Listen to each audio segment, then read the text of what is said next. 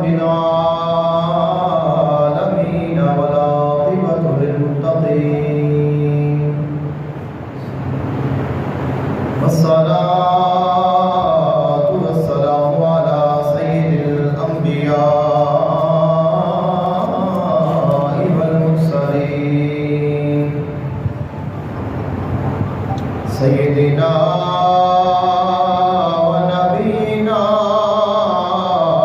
وشفيعنا وسندنا ومولانا محمد وعلى آله وأصحابه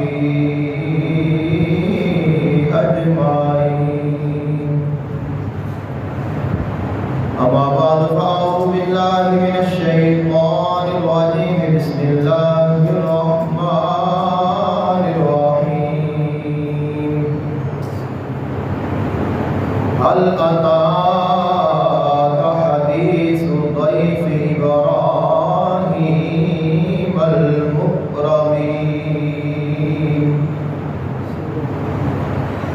آمنت بالله صدق الله العظيم وبلغ